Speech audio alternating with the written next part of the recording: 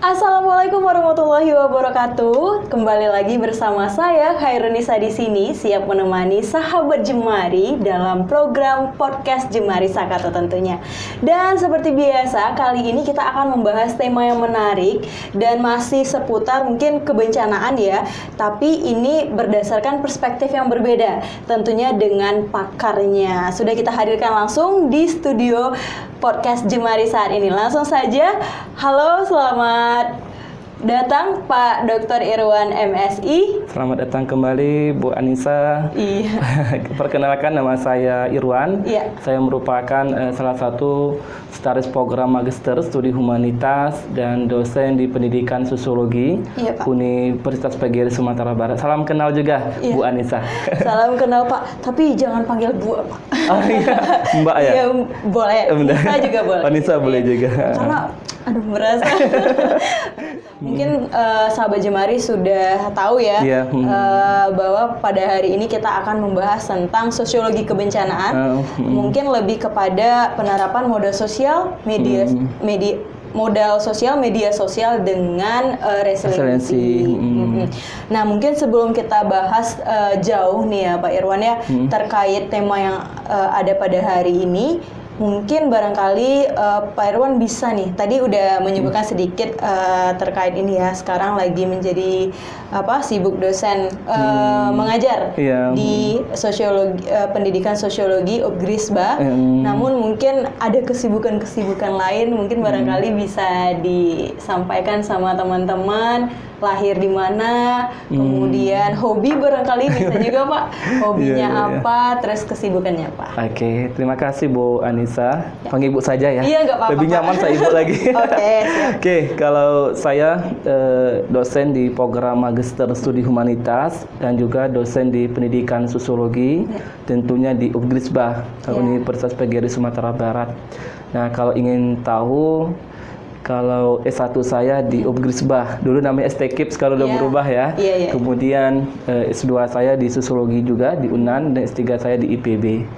Jadi kalau lihat kesibukan saya, selain saya mengajar, saya juga aktif peneliti juga.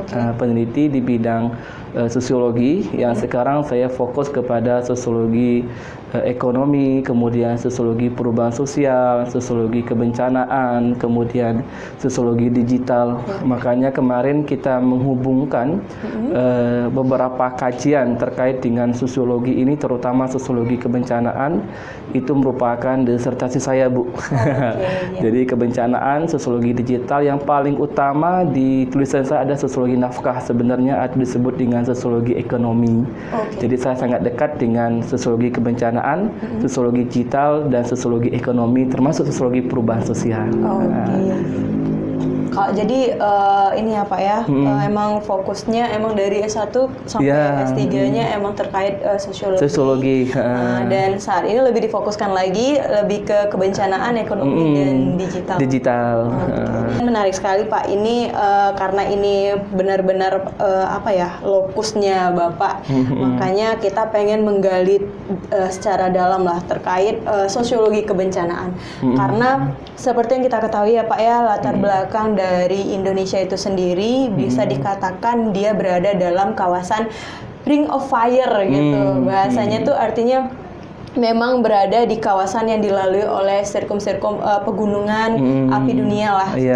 Seperti yang nggak jauh-jauh, jangan jauh-jauh dulu. Di Sumatera Barat sendiri itu dilalui sesar-sesar aktif ya Pak ya. Intinya artinya kita harus lebih aware, apalagi sebagai masyarakat yang nanti akan terdampak langsung, yang menjadi penanggap langsung ya Pak ya. Otomatis lebih aware lah dengan kebencanaan seperti itu. Namun gimana nih kalau dari pandangan Bapak sendiri, kebanyakan masyarakat saat ini sudah lalai gitu Pak, sudah lalai dengan hal-hal yang demikian yang sebenarnya Indonesia itu atau tempat tinggal kita saat ini itu sangat rentan dan rawan, tapi kita lalai. Bahkan gaya hidup kita ini ya Pak ya tidak lagi balance dengan lingkungan. Gitu. Gimana kalau dari perspektif sosiologisnya gimana tuh Pak? Oke. Sebenarnya memang kalau kita kaji lebih jauh terkait dengan kebencanaan, memang Indonesia merupakan daerah rentan atau bahasa kita daerah rawan terhadap kejadian bencana. Kalau kita lihat pada tahun ke tahun peningkatan bencana khususnya Sumatera Barat ini, kalau saya katakan sebagai bahasa kita ini labor ya, karena banyak kebencanaan terjadi, apakah termasuk bencana banjir, longsor dan sebagainya lainnya. Kalau kita lihat ke sana, memang seorang sosiolog dia sangat berperan aktif untuk membaca fenomena tersebut. Kalau ketika saya penelitian terkait dengan kebencanaan bencana banjir, longsor pada daerah bencana, kasus khusus dulu di Bogor ya.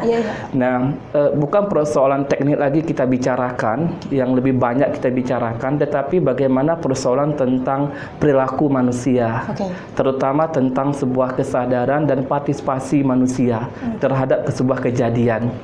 Ini yang sangat penting kita lakukan sebenarnya sebagai seorang masyarakat. Apakah masyarakat yang orientasinya terhadap tekan bencana atau bahasa kita yang rawan mengalami bencana, atau masyarakat yang dikatakan sibuk dengan mengurus sebuah kehidupan gitu ya. Jadi sangat kita ketahui bahwa memang Indonesia merupakan daerah yang rentan terhadap peristiwa bencana tersebut, Bu Anissa. Nah, seorang sosiolog pernah membaca yang kita lakukan pada saat ini sebagai masyarakat adalah menyiapkan diri, selain partisipasi dan kesadaran tadi, menyiapkan diri dengan konsep yang saya bangunkan adalah konsep nafkah.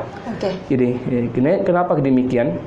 Kalau kita sibuk dengan konsep membangun, kemudian konsep dalam artian yang lainnya ya, kalau bahasa saya sering mengatakan konsep ke teknik boleh juga, sebenarnya boleh kita lakukan, memang penting kita lakukan untuk mencegah sebenarnya, tetapi konsep nafkah juga sebagai hal terpenting pada wilayah yang rentan bencana. Itu yang harus kita sampaikan, seorang sosiolog memandang itu, Bu Anissa.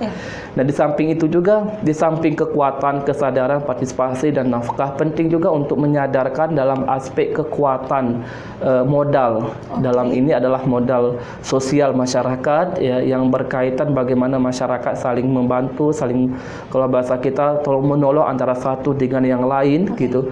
Jadi tidak ada namanya sikap individu yang dibangunkan, ya, tetapi ada sikap kerjasama sebenarnya.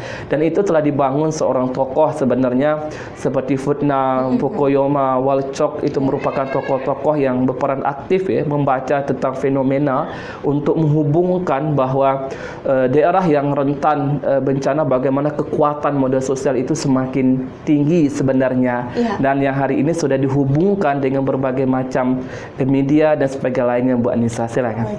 Menarik sekali ya Pak. Artinya tadi sudah disinggung juga bahwa masyarakat yang ada di daerah yang rentan bencana harusnya itu modal sosialnya tinggi ya Pak ya, karena ya sama-sama tahu kita sedang terancam, kita maksudnya potensi terancam itu pasti ada, makanya kita harus saling bahu-membahu, gotong royong, kemudian saling menolong lah ketika nanti terjadi bencana seperti itu. Nah, saya juga ada ngebaca artikel Pak, saat ini Bapak Presiden kita yaitu Bapak Joko Widodo itu juga sedang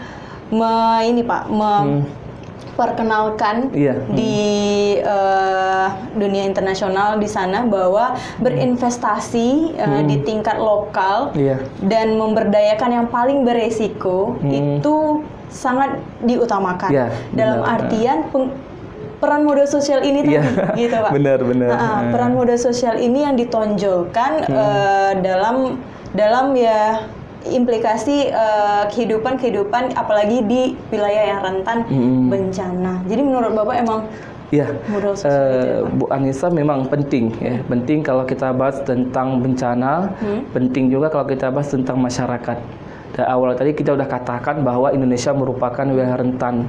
Tentunya elemen, apakah elemen pemerintah, apakah itu masyarakat, apakah itu komunitas ataupun rumah tangga, yang saya katakan itu penting untuk menyadari bahwa daerah kita merupakan daerah yang rentan atau sering mengalami tekanan-tekanan bencana. Nah, tentunya yang harus kita lakukan selain nafkah tadi memang konsep memberdayakan. Konsep memberdayakan tentunya yang belum tahu jadi tahu gitu ya. Benar-benar. Yang ibarat bahasa kita yang belum mengetahui atau belum sadar tentang peristiwa bencana disadarkan gitu. Memang kalau kita lihat contoh di Ugrisbah hari ini mereka sudah menyediakan satu mata kuliah yang berkaitan dengan mitigasi bencana, dan itu harus didapatkan khususnya di Fakultas Ilmu Sosial dan Humaniora. Jadi mahasiswa harus mengetahui tentang mitigasi bencana, baik itu berbasis komunitas maupun berbasis pada tingkat rumah tangga itu sendiri. Nah, konsep pemberdayaan terkait dengan bencana tadi itu penting. Nah, makanya saya setuju tadi ya yang dikatakan oleh Pak Jokowi terkait dengan daerah kita memang rentan gitu. Bahkan kita lakukan bagaimana memberdayakan gitu, menyadarkan gitu. Bahkan kita bagaimana menyikapi tentang nafkah penghidupan gitu. Nah, bahkan di akhir tulisan saya pada disertasi saya itu Bu Anissa itu saya menawarkan kepada pemerintah pada saat itu adalah bagaimana sebenarnya membangun nafkah penghidupan gitu. Bukan kita mengusurkan, bukan kita memindahkan, karena memindahkan orang itu ketika pada wilayah yang rentan bencana bukan seperti memindah burung di sangkar gitu ya. Tidak itu yang kita utamakan, nggak semudah itu. Tetapi memindahkan orang itu difikirkan yang paling utama adalah nafkah penghidupan yang berkaitan dengan jaringan-jaringan yang telah dibangun selama ini. Itu yang harus kita bangunkan sebagai masyarakat itu sendiri, Bu Anissa. Iya, benar banget sih Pak. Maksudnya jangan ketika ada sesuatu terjadi ya dengan seenak aja untuk dipindahkan tanpa mempertimbangkan hal-hal lokal yang sudah terbangun di masyarakat itu. Tentu susah adaptasi masyarakat. Iya benar. Iya benar Bu Anissa. Kalau kita baca contoh saja, yang kecil saja, mungkin masyarakat udah biasa, udah nyaman ini. Contoh mohon maaf ya, BAB-nya di sungai gitu kan. Tapi kita pindahkan ke tempat WC contohnya. Jadi mereka nggak bisa menyesuaikan, contoh saja, dan itu butuh tenaga untuk kalau bahasa kita ini untuk memberikan kesadaran kepada masyarakat atau memberdayakan masyarakat itu sendiri. Itu contoh yang kecil. Apalagi terkait dengan nafkah, terkait dengan jaringan, terkait dengan norma yang telah dibangunkan selama ini dan sebagainya lainnya. Nah, itu yang saya rasakan ketika saya melakukan penelitian di Jakarta. Jadi saya penelitian tahun 2018 sampai 2020. Jadi selama 3 tahun saya kalau bahasa kita adalah melakukan survei sampai melakukan penelitian pada saat itu ya, bertemu dengan masyarakat itu selama 3 tahun di lapangan. Jadi dari kalau saya melihat dari Kota Bogor, kemudian Kabupaten Bogor, Kota Bogor, DKI Jakarta, itu daerah yang rentan ya. Termasuk juga saya kemarin membaca masyarakat di wilayah Sumatera Barat. Contohnya kemarin di Pasaman Barat saya meneliti tentang bencana juga dengan mahasiswa itu saat itu ya. Dan itu memang benar-benar untuk kita lihat sejauhnya, terutama partisipasi dan kesadaran dan membangun namanya kekuatan daripada modal sosial. Ya, ingin saya sampaikan bahwa ketika kita menghadapi tekanan bencana, pemerintah, masyarakat, komunitas, rumah tangga harus ngerti dulu bencana apa yang muncul di situ. Orang paham dulu. Nah, ketika pemerintah ingin menyelesaikan persoalan tentang kebencanaan, tentunya harus tahu juga kearifan lokal yang dikatakan Bu Anissa tadi ya, yang muncul pada masyarakat itu sendiri. Contohnya dulu di Aceh sebenarnya kan udah muncul kearifan lokal. Kenapa sih ketika bencana tsunami itu airnya turun, kemudian ikan banyak, itu kearifan lokal itu dibaca oleh masyarakat, tapi kena kurangnya pengetahuan, kurangnya kalau bahasa kita adalah pengalaman, itu yang hilang. Sehingga orang banyak korban yang jatuh pada masa itu. Itu yang harus kita pahami. Pak. Jadi kalau saya bisa memetik poinnya tadi adalah ketika pihak siapapun lah untuk memberikan atau dalam penanganan bencana atau pasca bencana gitu ya, harus mempertimbangkan hal-hal lokal yang ada pada masyarakat itu. Contohnya misalnya kayak tadi dicontohkan masyarakat yang ingin dipindahkan karena itu daerah yang rawan sekali, itu tidak bisa gitu ya Pak ya, harus mempelajari tentang hal-hal yang sudah dibangun di dasar masyarakat itu sendiri, sehingga dicocokkan gitu ya Pak ya. Jangan artinya menumbuhkan kesadaran masyarakat, tapi dari kepercayaan yang sudah terbangun di masyarakat itu sendiri. Iya, benar.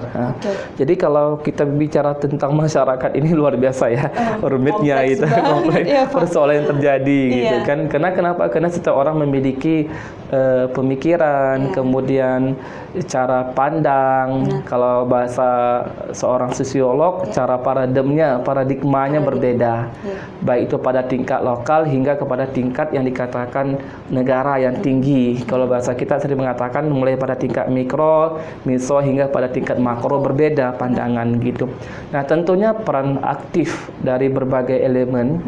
Kalau kita lihat, mohon maaf sekali Bu Anissa, kan kita lihat logonya BNPB contohnya kan segitiga gitu.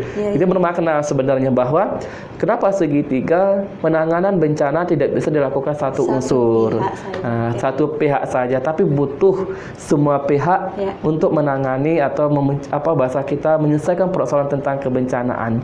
Itu yang harus kita pahami daripada logo itu. Dan tentunya Bu Anissa, berbicara tentang itu, semua elemen, apakah komunitas tadi yang kita katakan, apakah nanti terkait dengan NGO, hari ini luar biasa ya, Jemari Sakoto sudah mulai untuk melihat atau sudah luar biasa ini untuk membantu masyarakat sebenarnya dalam menyelesaikan atau menyadarkan masyarakat terkait dengan kebencanaan itu sendiri, Bu Anissa. Terima kasih Pak. Oke Pak, sebelum kita ngebahas lebih jauh, dari tadi kan kita ngebahas tentang modal sosial, yang mana disinggung modal sosial itu adalah sikap-sikap gotong royong yang ada di masyarakat, artinya modal-modal yang ada di masyarakat itu sendiri, yang bisa menjadi potensi untuk penanggulangan bencana.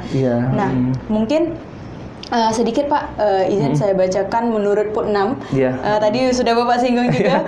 Beliau ini salah satu pakar atau pencetus dari modal sosial itu ya Pak ya. Benar.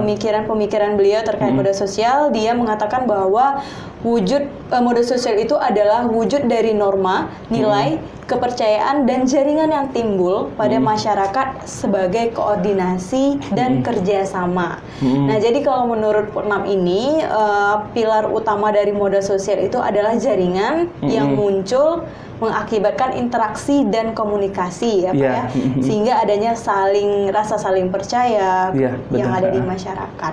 Nah, mungkin Bapak barangkali bisa gitu Pak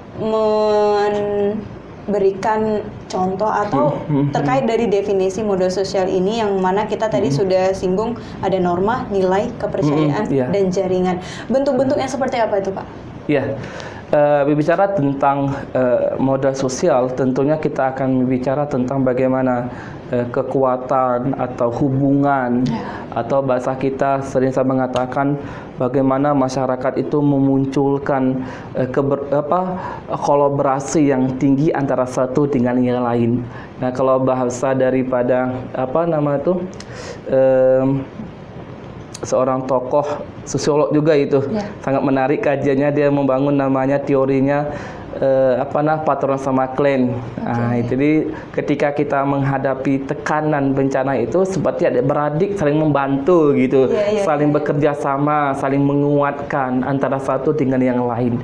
Nah, Putnam juga sangat banyak menceritakan tentang hal itu kepada masyarakat, bahwa ketika kita mengalami sebuah kerisahan atau bahasa kita kebencanaan tadi ya, tekanan apapun tekanannya itu, yang paling utama adalah bagaimana menghubungkan antara satu dengan yang lain.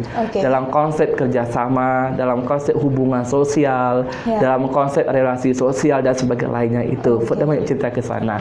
Nah, sehingga yang paling utama Putnam menceritakan tentang modal sosial itu adalah membangun sebuah kepercayaan.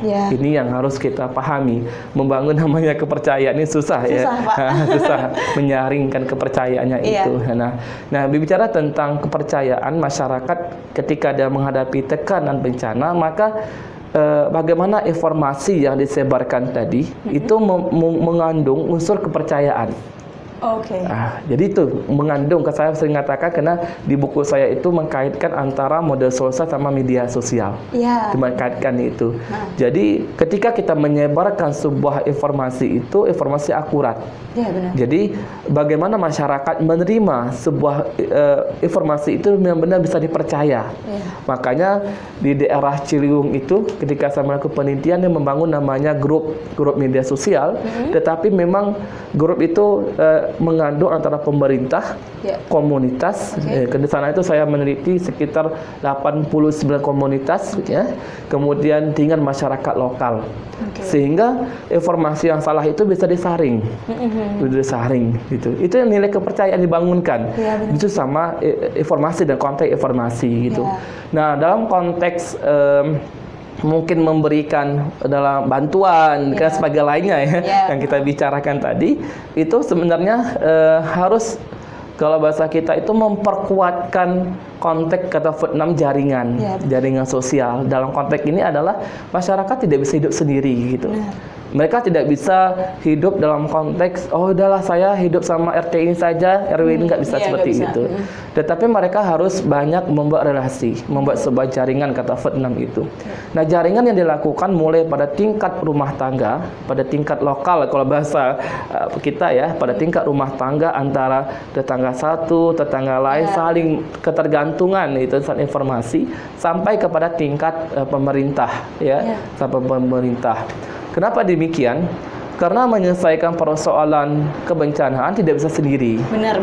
Butuh jaringan, butuh namanya, kalau bahasa kita adalah disebut dengan butuh kerjasama tadi, di kata Vietnam tadi yang mengatakan seperti itu. Maka jaringan yang dikatakan Vietnam itu selain informasi, kemudian selain dalam bantuan memberi bantuan dan sebagainya itu kita baca Vietnam itu.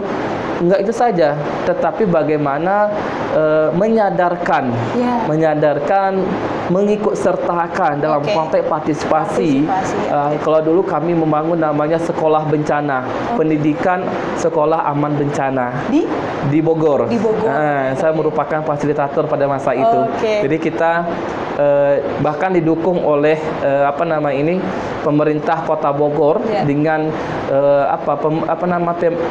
Perkop namanya, pemerintahan kota. Jadi dibuat undang-undangnya dan Pemko Jadi dibuat dalam undang-undang dan sebagainya, dalam peraturan pemerintahnya. Kami mendirikan namanya Pendidikan Aman Bencana, Sekolah Pendidikan Aman Bencana, SPAB SPAB. Sekolah Pendidikan Aman Bencana. Mungkin di wilayah Sumatera Barat sudah ada. Karena ketika saya BNPB kemarin yang di BPD yang di Sumatera Barat itu sudah ada katanya. Kemarin Jemari Sakato sedikit ya Pak informasi saja. Waktu gempa yang terjadi di Pasaman, teman-teman Jemari Sakato juga mendirikan itu Pak, sekolah pendidikan sekolah aman bencana SPAB itu di Pasaman. Cuma mungkin yang nilai norma tadi barangkali sebelumnya. Terkait dengan norma ini sangat tinggi sebenarnya. Saya hanya sederhana saja, konsep sederhana saja pada sore ini. Terkait dengan norma sebenarnya itu berkaitan dengan bagaimana masyarakat membangun nilai-nilai gotong royong, nilai-nilai kebersamaan, kemudian nilai-nilai untuk saling menghargai antara satu dengan yang lain ketika mereka menghadapi tekanan bencana, apakah apa bentuknya, saling membantu gitu. Itu nilai yang dibangunkan antara satu dengan yang lain. Nah, terutama kalau bahasa kita ada namanya mata kuliah masyarakat multikultural. Jadi memang ketika menghadapi tekanan bencana itu kan nggak semua suku, nggak semua bangsa, kalau bahasa kita nggak semua agama yang semua ada di sana itu saling membantu antara satu dengan yang lain. Nantinya itu yang dibangunkan. Jadi kalau dari yang ditangkap adalah modal sosial ini bagi masyarakat yang terdampak bencana itu sangat penting banget gitu ya Pak dari Bapak sampaikan tadi, bahwa balik lagi gitu ya Pak, ketika bencana ini ada dua nih Pak. Ada bencana dengan waktu yang bisa diprediksi. Contohnya kayak yang terjadi saat ini Gunung Merapi sedang aktif, itu kan ada yang siaga 1, siaga 2, siaga 3. Nah, itu kan langsung segala stakeholder stakeholder dari pemerintah itu juga bisa turun langsung gitu membantu. Tapi ada bencana yang tiba-tiba saja terjadi. Contohnya kayak gempa bumi. Tentu yang menjadi penanggap pertama itu masyarakat yang terdampak itu sendiri ya, Pak ya. Selain dia menjadi korban, dia juga menjadi penanggap pertama. Nah, disitulah peran modal sosial dibutuhkan. Artinya kayak tadi kata Bapak, nilai norma seperti gotong royong, saling bahu-membahu, tentu mereka sesama yang terdampak duluan turun tangan gitu ya, Pak ya. Kemudian tadi ada lagi kalau misalnya saling tenggang rasa karena sama-sama merasa korban gitu. Jadi nggak ada lagi yang berbeda suku itu nggak mau dianuin. Iya benar. Benar Mbak Nisa. Memang itu penting. Jadi saya dalam kajian sosiologi kebencanaan itu sering mengatakan bahwa penting melakukan penguatan modal sosial. Iya benar. Jadi kenapa demikian? Karena hidup tuh nggak bisa sendiri lagi, apalagi pada wilayah yang rentan. Jadi hidup sendiri itu dibuktikan pada wilayah rentan bencana tadi, bahwa kita nggak bisa menyelamatkan diri sendiri karena bencana ada yang kata Bu Anissa tadi, bencana yang diatur ya. Kalau bahasa kita yang tidak direncanakan ataupun dia muncul saja muncul saja. Yang sadar maupun tidak sadar, kalau bahasa saya yang sadar itu tentunya seperti Gunung Merapi, dia sadar kita bencana itu ya. Yang nggak sadar itu dia muncul sendiri saja kalau bahasa itu. Jadi yang itu penting menguatkan modal sosial. Karena penyelamat yang paling utama itu masyarakat. Iya benar. Nah, dia yang paling utama penyelamatnya. Jadi contoh kita mengambil bencana banjir contohnya. Banjir. Kalau kita pikir mana tahu kenapa nanti banjirnya sampai 1 tahun, 6 bulan, 7 bulan, apa nafkah penghidupan kita? Apa makan kita ke depannya itu? Makanya masyarakat diberi pengetahuan contohnya bagaimana cara menanam padi di atas air. Kan bisa panen ya selama 6 bulan, setahun bisa panen gitu. Kita nggak tahu ke depan kayak apa negara kita ini, gitu kan? Atau nanti dalam konteks bencana kekeringan, jadi penting juga penampungan air itu penting sekali.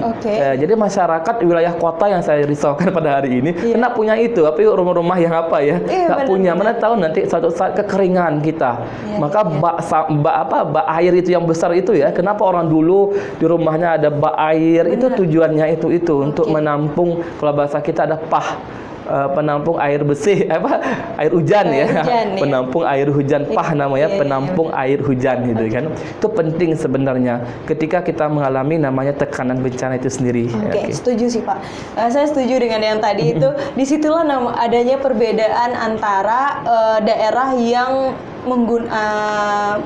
menggunakan modal sosial dengan daerah yang tidak menggunakan modal sosial, artinya nilai-nilai sudah mulai luntur. Contohnya kayak di perkotaan gitu ya Pak ya. Ya itu menjadi hal yang dikhawatirkan sekali. Berbeda dengan daerah-daerah yang mungkin yang masih menerapkan nilai-nilai sosial, nilai-nilai norma-norma budaya seperti itu, yang kayak Bapak tadi bilang. Contohnya kayak yang mungkin di Mentawai ya Pak ya, saat ini mereka percaya bahwa hutan itu adalah sesuatu yang harus benar-benar dijaga, yang tidak boleh sembarangan menebang, ada tebang pilihnya, ada aturan-aturannya.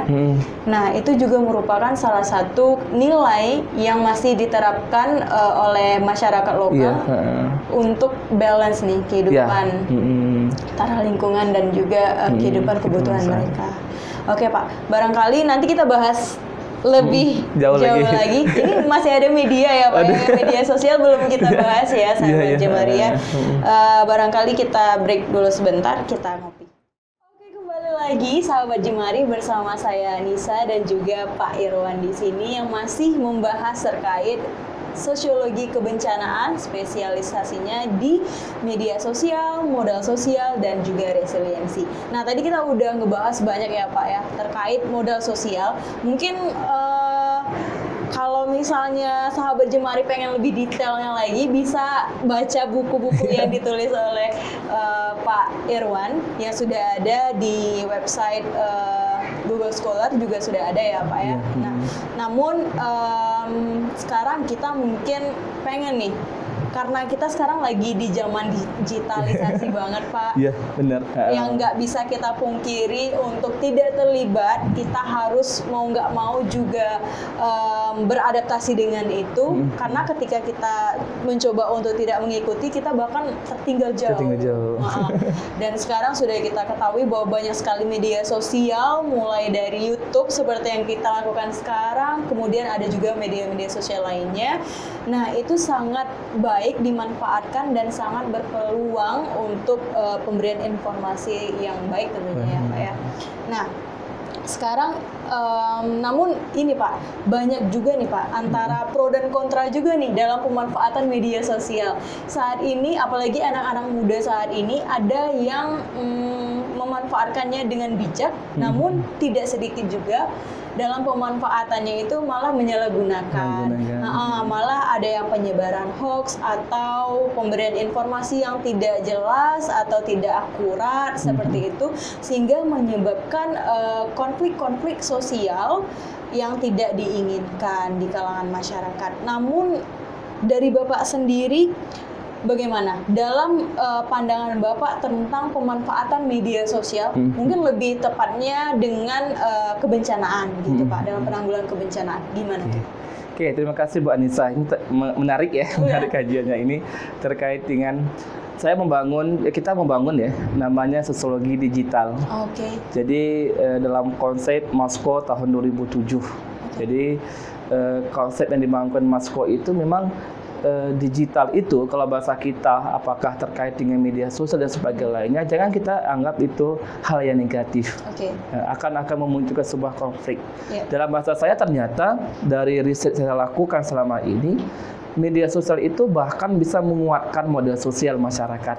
Bisa saling membantu, memunculkan rasa kasihan gitu, memunculkan rasa empati dan simpati bahkan, simpati bahkan empati gitu. Kenapa demikian? Contoh saja, kejadian bencana di daerah E contohnya, atau daerah B contohnya. Dan ketika terjadi bencana, tahu kita informasinya, muncul rasa empati kita. Apakah rasa ingin, sedih, atau rasa ingin membantunya, atau memberi doa, itu salah satunya. Jadi kita jangan memandang media sosial sebagai hal yang negatif, tetapi ada positifnya yang kita dapatkan. Seorang ilmuwan, seorang masyarakat yang cerdas memandang media sosial itu bukan negatif, tetapi adalah positif dalam penggunaannya, itu. Ya, saya yakin percaya ketika semua lapisan masyarakat memandang media sosial itu sebagai hal yang positif, membangun hubungan sosialnya, membangun kekuatan modal sosialnya, dia akan positif. Sama kayak teori labeling contohnya. Jika kita melabel itu salah, maka orang akan mengatakan salah. Ya, sama kayak itu Bu Anissa aja. Jadi jangan kita memandangkan itu hal yang negatif gitu kan. Itu yang pertama. Nah, yang kedua, dalam pemikiran Moskow contohnya, dia menjelaskan bahwa media sosial itu tidak lagi dibatasi ruang sama waktu. Tidak dibatasi, mungkin sambil tidur saja kita bisa lihat TikTok, saya katakan. Bisa melihat apa nama itu. Udah tahu kita gimana jadi di daerah Australia gimana, Jepang bagaimana, Indonesia bagaimana gitu. Contoh singkatnya saja Pak, saya yang nggak ikut konser Blackpink misalnya di Jakarta, saya sudah merasa ikut nih Pak. Ikut ya. Karena terasa hype-nya di Jakarta sana. Iya, benar. Jadi itu kekuatan media sosial. Artinya sebagai masyarakat atau dikatakan kalangan-kalangan muda, jangan memandang media sosial itu hal yang bersifat merugikan, tetapi memandang media sosial itu membantukan, sifat membantu, menguatkan. Kalau bahasa saya adalah penguatan daripada modal sosial. Apa yang harus dikuatkan, Bu Anissa? Tentunya media sosial ini akan mendorong kekuatan hubungan sosial masyarakat. Yang paling utama adalah berbagi informasi dan membangun solidaritas. Itu yang saya katakan, muncul rasa simpati, muncul rasa empati ketika ada melihat sebuah peristiwa yang terjadi. Bahkan saat ini ada yang menggalang dana, yang kejadian di Turki padahal jauh, udah beda benua. Tapi kita bisa membantu menggalang dana di sini dengan adanya media sosial. Itu hal yang positifnya ketika kita membaca media sosial. Dan saya berharap sebenarnya kalangan muda muda memandang media sosial itu seperti itu. Nah, seperti bahwa bukan hal negatif, tetapi hal yang positif yang harus kita bangunkan dari semua lapisan dunia. Nah, karena media sosial ini menerima atau mencari sebuah informasi sangat mudah. Sangat mudah sekali gitu. Nah, oleh sebab itu yang harus kita kuatkan di media sosial itu adalah akan terbangun namanya hubungan atau jaringan media sosial yang lebih luas. Ya, itu yang saya katakan sering menyebutkan adalah memperkuatkan pemberian sebuah informasi, membangunkan sebuah solidaritas dan membangun namanya tindakan bersama dalam mencapai sebuah tujuan bersama. Ya. Jadi ternyata media sosial ini tujuan yang nggak tercapai, kalau bahasa kita akan tercapai, gitu kan? Itu bahasa kita sering sangat seperti itu. Kenapa demikian? Dalam bencana contohnya, pada masa lampau kita menggunakan namanya kentongan. Benar. Kentongan masih ingat Bu Anissa ya? Yang kentongan dari bambu itu ya. Nah, ketika mengalami tekanan bencana, kentongan itu kan nggak semua orang dengar kadang-kala. Benar. Air datang, contoh bencana banjir saja datang, langsung rumah kita udah penuh sama air. Karena nggak semua orang sadar. Tetapi kalau media sosial, contohnya melalui Facebook, mungkin semuanya ya, termasuk juga melalui jaringan dalam konteks masjid itu ya, itu semua orang akan tahu, cepat mengetahui tentang kejadian bencana dengan waktu yang sangat ringkas segitu ya. Itu sederhana saja ya. Jadi kekuatan media sosial itu akan membangun model sosial masyarakat sehingga masyarakat saling memberi informasi antara satu dengan yang lain. Iya, berarti ini maksudnya adalah membangun model sosial yang kekinian ya, Pak ya. Iya, benar, saya setuju ya. Jadi bukan hanya lagi dari gentongan apa sih tadi? Kentongan ya. Tapi udah ya sesuai dengan era digital, sudah bisa dari media sosial gitu. Misalnya kita ambil contoh ya, bencana bagian hulu, bencana banjir. Iya, benar. Nah, biasanya bencana banjir di hulu, di hilir terdampak. Ketika di hilir terdampak pada masa lampau habis semuanya. Sehingga barang nggak bisa dinaikkan ke atas. Ketika sekarang di hulu sudah mulai bencana, masyarakat langsung menaikkan barang. Karena kekuatan daripada media sosial, karena mengetahui informasi itu. Jadi media sosial itu sebagai ajang pemberi informasi, saya katakan, bahkan membangun solidaritas tadi. Jadi dengan catatan harus bijak ya Pak ya. Memang kata Bapak tadi media sosial itu tidak terbatas ruang dan waktu. Kemudian informasinya juga sangat luas diberikan. Nah, kita sebagai penggunanya harus bijak. Kemudian apalagi yang pengen dikuatkan dalam media sosial? Selain media sosial ini cepat memberi sebuah informasi, bahkan membangun sebuah solidaritas, bahkan dia akan memunculkan sebuah dialog. Jadi ternyata media sosial ini memunculkan dialog. Kita di Facebook ya, ada muncul dialog.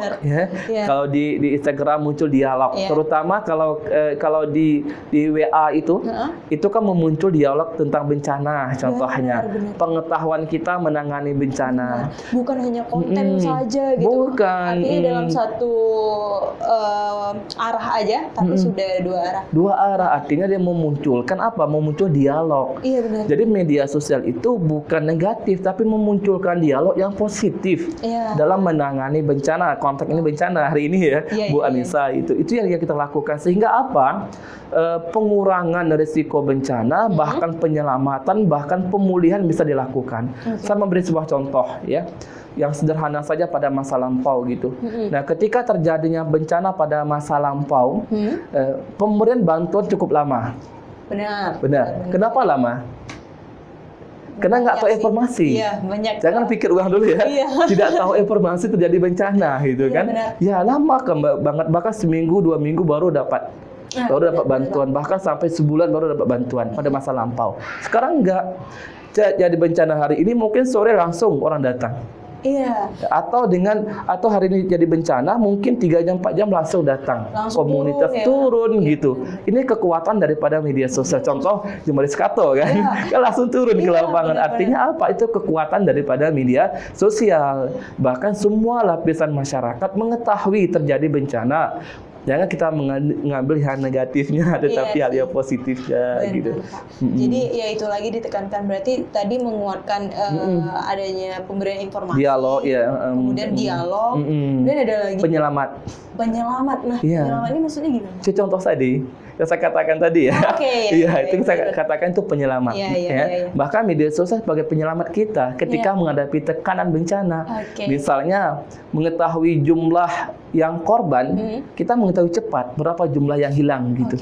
Nah, atau ada kesanak keluarga kita. Misalnya terjadinya di Kabupaten A, kita ada di Kabupaten B. Iya, benar. Saya katakan penyelamat. Jadi media sosial sebagai penyelamat ketika kita menghadapi tekanan bencana.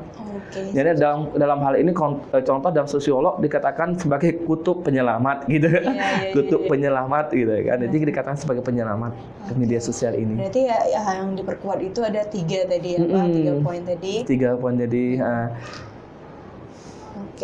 Dan menarik sekali ya Pak. Berarti jangan hanya memandang media sosial sebagai hal yang negatif ya Pak ya, tapi pandanglah dia sebagai hal-hal yang positif. Artinya dibuang dulu tuh yang jauh-jauh pelabelan tadi. Iya, benar-benar. Atau konstruksi yang sudah dibangun. Iya, benar. Jadi mulai jadikan media sosial sebagai penyelamat, katup penyelamat ketika kita menghadapi tekan bencana. Iya, benar. Oke Pak, kalau begitu saya setuju banget nih ya, mungkin sahabat-sahabat Jemari yang ada di luar sana juga setuju, dan mulailah saat ini gunakanlah media sosial dengan sebaik mungkin dengan memberikan banyak informasi positif, jangan yang mengandung unsur-unsur persuasif untuk hal-hal yang negatif gitu ya Pak. Nah kita udah sampai tadi ke media dan sekarang kita menuju ke resiliensi. Artinya mungkin ini muara dari adanya media sosial, pemanfaatan media sosial. Apakah resiliensi itu adalah muara akhir atau tujuan yang ingin dicapai gitu? Berbicara tentang modal sosial, berbicara tentang media sosial, berbicara tentang resiliensi, kita harus paham dulu konsep resiliensi itu apa. Ya. Nah, saya katakan resiliensi itu adalah daya lenting. Daya lenting, bukan kebertahanan, beda lagi konsepnya. Bukan konsep dalam artian strategi bertahan, tidak. Bukan gitu ya. Bukan bertahan dia, tapi konsep daya lenting. Ya. Seperti karet. Karet itu ketika kita tarik tetap dia bulat. Nggak pernah dia mengatakan seperti kembang gini, nggak pernah Bu ya. Lonjong nggak pernah. Ditarik langsung bulat kembali keadaan semula. Jadi daya lenting seperti itu dia berpikirnya. Walaupun mereka menghadapi tekanan bencana dalam aspek ekonomi dan sebagainya, dia tetap seger. Nggak ngeluh kalau bahasa kita. Dia melakukan berbagai macam aktivitas. Itu mungkin ada pengaruh dari modal sosial yang dibangun tadi. Itu tadi. Maka saya ingin tahu kepada masyarakat bahwa konsep resiliensi itu berbeda dengan konsep kebertahanan, strategi bertahan. Jangan disamakan konsep bertahan dengan resiliensi tadi. Kalau bertahan kan bertahan saja dia, tetapi tidak melakukan aktivitas walaupun laku mungkin sederhananya. Kalau ini tidak, dia seperti karet, daya lenting gitu. Sehingga nanti resiliensi itu dibagi, ada resiliensi rumah tangga, resiliensi komunitas, resiliensi masyarakat itu berbeda. Kemudian resiliensi negara itu berbeda lagi konsepnya. Sebelum negara namanya resiliensi city. City dulu baru negaranya gitu. Itu berbeda pemahaman. Nanti kita akan bahas lagi satu hal yang berbeda ya. Panjang lagi panjang ceritanya. Tapi intinya adalah resiliensi itu bukan pemaknaannya bukan yang bertahan tadi, artinya ya seperti walaupun sudah terjadi atau terdampak bencana, masyarakat tetap berupaya untuk beraktivitas. Sedang ngeluh dia ya. Dia tetap artinya tetap berjuang lah. Tetap kuat, gitu kan. Tetap dia membangun bahasa kita itu saling udah ngerti dia bahwa dia mengalami tekanan bencana tapi seger gitu. Tetap seger, tetap bangkit gitu. Tidak mengeluh gitu kan. Ini pemerintah belum ngasih bantuan, mengeluh kita kan, heboh kemana-mana gitu kan. Itu yang terjadi saat ini seperti itu. Itu kita bangunkan oleh masyarakat. Makanya pemerintah harus bangun nafkah tadi. tadi. Iya, itu Katakan nafkah. Mungkin sedikit saja Pak. Tadi kan Bapak sudah jelaskan membangun nafkah itu. Mungkin sedikit saja maksudnya itu apa gitu Pak. Yang ini kan salah satu tulisan Bapak. Iya, itu novelty saya sebenarnya. Kembaruan bikin saya ketika membaca tentang kebencanaan. Jadi kalau konsep nafkah itu kan terkait dengan ekonomi. Ekonomi berkaitan dengan itu. Jadi ketika masyarakat mengalami tekanan bencana, kan terganggu nafkahnya, terganggu ekonominya, nggak bisa makan dan sebagainya gitu. Ketika kita ingin memindahkan masyarakat ke tempat lain, pasti dia akan terganggu juga ekonominya. Nah, jadi langkah paling utama itu bangunkan nafkah. Apakah nanti nafkah dalam konteks kalau bahasa saya itu baca dulu daerah ini potensinya apa. Pertama potensi bencana apa nafkah yang akan dibangunkan. Misalnya potensi bencananya banjir, contoh saja. Nafkahnya apa ya? Yang kita pikirkan hari ini. Sesuai dengan kondisi contoh hari ini kita gempa contohnya wilayah ini, apa nafkah yang akan kita bangunkan? Itu yang harus kita pikirkan gitu. Jadi masing-masing wilayah itu memiliki karakter yang berbeda. Maka pemerintah membangun contohnya ekonomi kreatif tadi. Sebenarnya untuk mempersiapkan itu, tapi orang belum paham ya kemana arahnya gitu kan. Untuk mempersiapkan itu. Artinya mengasah skill yang sudah ada sebenarnya, yang ada yang berpotensi di masyarakat itu sendiri udah ada. Cuma itu yang diperkuat lagi, diberdayakan tadi ya. Kita bahas di awal tadi ya Pak ya, sehingga ketika terjadi sesuatu kita sudah tangguh nih. Sudah tahu arahnya mau kemana. Bukan malah kita pindahkan saja, itu malah jadi masalah banget. Jadi masalah, ya benar. Baik Pak, terima kasih banyak. Mungkin pembahasannya sangat menarik. Ini juga menjadi catatan kita semua bagi masyarakat ataupun pemerintah yang dalam konteks dalam penanggulangan bencana itu harus dipertimbangkan semuanya. Libatkan masyarakat tentunya ya Pak ya. Benar. Libatkan dan pertimbangkan masyarakat juga.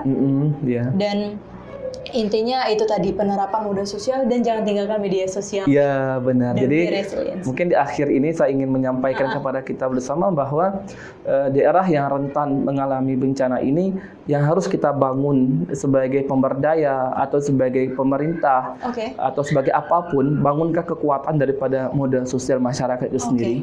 Nah, kekuatan dari modal sosial itu diperkuat dengan namanya media sosial. Jadi media sosial bukan sebagai penghalang tetapi menguatkan daripada modal sosial sehingga terbangun dia masyarakat yang cerdas, yang peduli dan sebagainya.